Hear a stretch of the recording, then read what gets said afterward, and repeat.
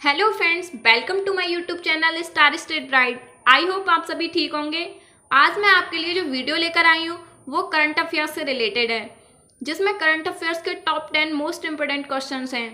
तो चलिए वीडियो को शुरू करते हैं। तो फ्रेंड्स, आपका जो फर्स्ट क्वेश्चन है वो कुछ इस प्रकार है। मैं आपको बोल के बताती हूँ। दक्षिण चीन सागर किस महासागर का हिस्सा है? इसके ऑप्शन है फर्स्ट प्रशांत महासागर, सेकंड हिंद महासागर, थर्ड अटलांटिक महासागर, फोर्थ आर्कटिक महासागर। आप इसका आंसर कमेंट बॉक्स में भी दे सकते हैं। तो इसका आंसर मैं आपको बताती हूँ। इसका आंसर है ऑप्शन नंबर ए, यानी प्रशांत महासागर। क्योंकि दक्षिण चीन सागर एक सीमांत सागर है जो प्रशांत महासागर का हिस्सा है, जिसमें करिमाता, फार्मोसा, जल डमरू मध्य और मलक्का जैसे क्षेत्र सम्मिलित हैं। यह एशिया के दक्षिण पूर्व में और प्रशांत महासागर के पश्चिमी तट पर स्थित है। दरअसल देखा जाए तो दक्षिण चीन सागर प्रशांत महासागर में सिंगापुर से लेकर ताइवान की खाड़ी तक लगभग 3.5 मिलियन वर्ग किलोमीटर क्षेत्र में विस्तृत है। हाल ही में अमेरिका ने दक्षिण चीन सागर में अपने समुद्री बलों को एकीकृत रूप से तैनात करने का निर्णय लिया है। नेक्स्ट, आपका सेकंड क्वेश्चन है, नेशनल ग्रीन ट्रिब्यूनल एनजीटी के संबंध में निम्नलिखित कथनों पर विचार कीजिए। आपके ऑप्शन है राष्ट्रीय हरित प्राधिकरण अधिनियम 2010 द्वारा भारत में एक राष्ट्रीय हरित प्राधिकरण नेशनल ग्रीन ट्रिब्यूनल की स्थापना की गई है। सेकंड, यह एक विशेष पर्यावरण अदालत है जो पर्यावरण संरक्षण और वनों के संरक्षण से संबंधित मामले की सुनवाई करती है। थर्ड, इसकी प्रधान पीठ नई दिल्ली में है और भोपाल, पुणे, कोलकाता और चेन्नई में अन्य 4 पीठें हैं। उपयुक्त में से कौन सा से कथन सही है? केवल फर्स्ट और सेकंड, या केवल सेकंड और थर्ड, या फर्स्ट सेकंड थर्ड, या इनमें से कोई नहीं?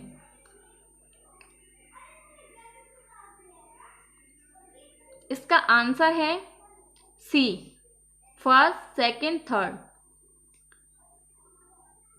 राष्ट्रीय हरित प्राधिकरण अधिनियम 2010 द्वारा भारत में एक राष्ट्रीय हरित प्राधिकरण नेशनल ग्रीन ट्रिब्यूनल की स्थापना की गई है। यह एक विशेष पर्यावरण अदालत है जो पर्यावरण संरक्षण और वनों के संरक्षण से संबंधित मामले की सुनवाई करती है। अधिकरण की प्रधान पीठ नई दिल्ली में है और भोपाल, पुणे, कोलकाता और चेन्नई अधिकरण के अन्य 4 पीठें हैं।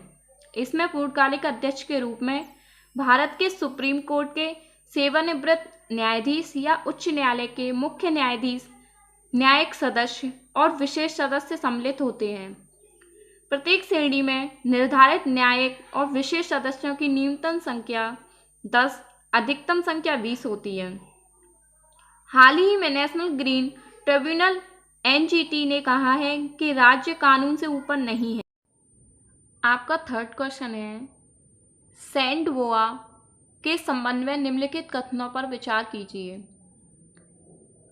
फर्स्ट, भारत में सैंड बोआ को वन्यजीव संरक्षण अधिनियम 1972 के तहत संरक्षण प्राप्त है। सेकंड, अंतर्राष्ट्रीय स्तर पर सैंड बोआ साइट्स की परिशिष्ट सेकंड के तहत संरक्षित है। आपके ऑप्शन है केवल फर्स्ट, सेकंड, केवल सेकंड, थर्ड ऑप्शन है केवल फर्स्ट और सेकंड दोनों, फोर्थ ऑप्शन है ना तो फर्स्ट और ना ही सेकंड।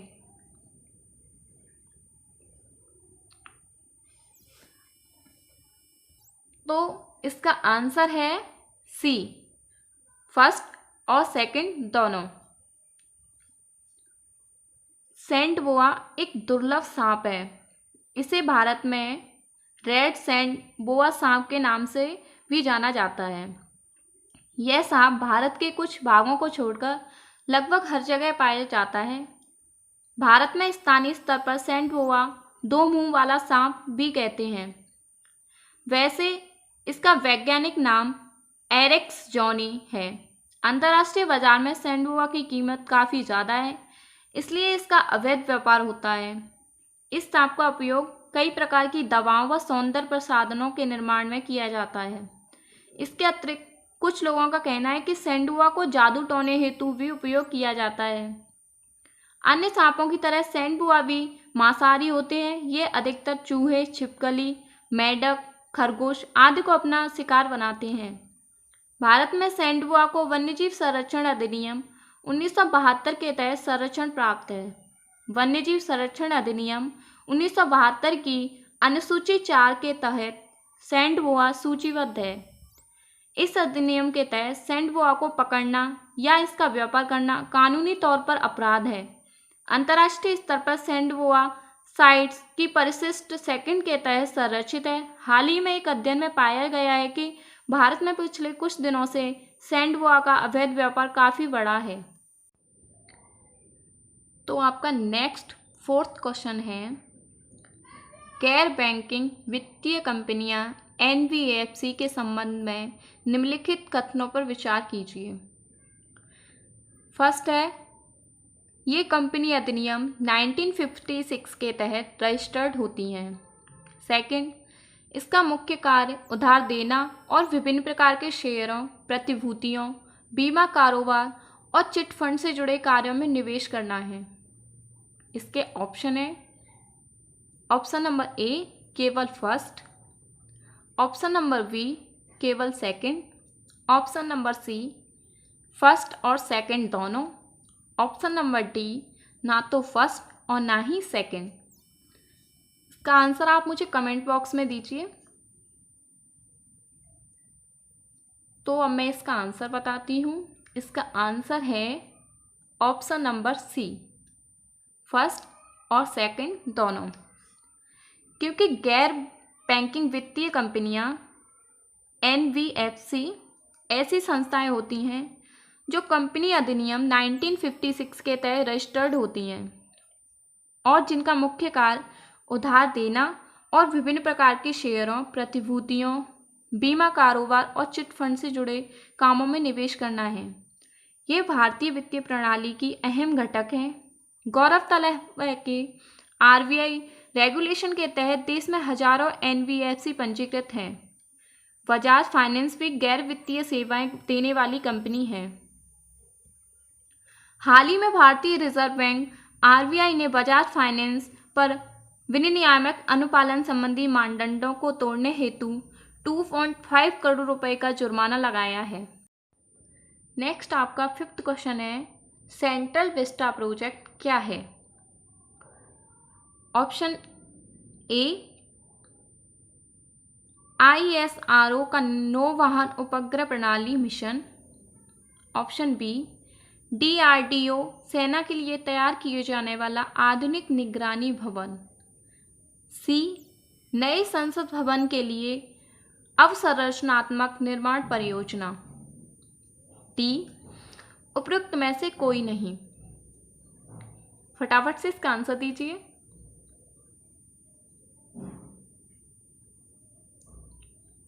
तो फ्रेंड्स, इसका आंसर है ऑप्शन नंबर सी, नए संसद भवन के लिए अवसंरचनात्मक निर्माण परियोजना। आपका क्वेश्चन नंबर 6 है, हाल ही में भारत की पहली फ्लोटिंग नौका पुस्तकालय कहाँ शुरू की गई है? आपके ऑप्शन है, option number A Manhattan, option number B Bangladesh, option number C Hooghly नदी के किनारे कोलकाता में, या ऑप्शन नंबर डी इनमें से कोई नहीं। चलिए दोस्तों, इसका फटाफट से आंसर दीजिए।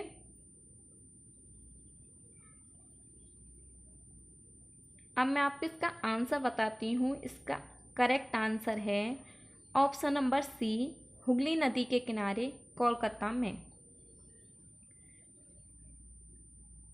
भारत में पहली बार दक्षिण पश्चिम परिवहन निगम ने एक हेरिटेज बुक स्टोर के सहयोग से हुगली नदी पर एक नाव या नौका पुस्तकालय की शुरुआत की है? इस नौका पुस्तकालय में हिंदी, अंग्रेजी और बंगाली में कई पुस्तकों का संग्रह है। यह एक फ्लोटिंग लाइब्रेरी है। यह हुगली नदी में फ्लोट कर रही है।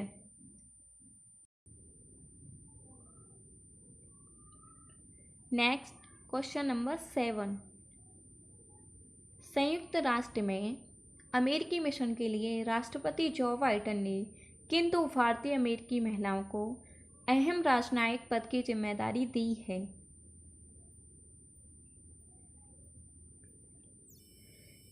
इसका आंसर है सोहिनी चटर्जी, जो अमेरिकी राजदूत की सीनियर पॉलिसी एडवाइजर बनी हैं। दूसरी हैं अदिति गुरु, जो यूएनए में अमेरिकी मिशन के लिए एडवाइजर हैं। Next question number 8। Brand finance global 500 की लिस्ट में किस भारतीय कंपनी ने 5वीं रैंक हासिल की है? इसका आंसर फटाफट से कमेंट बॉक्स में दीजिए।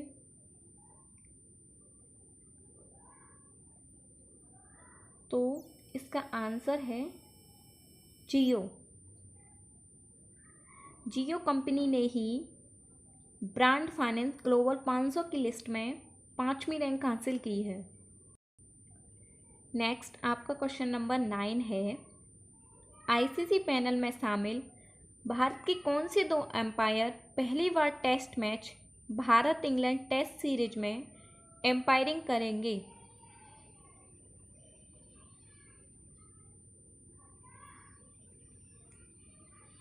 इसका आंसर है अनिल चौधरी और वीरेंद्र शर्मा। आपका final and last 10th question है। उच्च न्यायालय ने केंद्र सरकार को 31 मार्च तक किससे पीड़ित मरीजों के लिए निःशुल्क इलाज के लिए नई नीति को मंजूरी देने का आदेश दिया है? आई होप आप सभी को इसका आंसर तो पता ही होगा, तो फटाफट से कमेंट बॉक्स में दीजिए और फिर मैं इसका आंसर आपको बताऊंगी।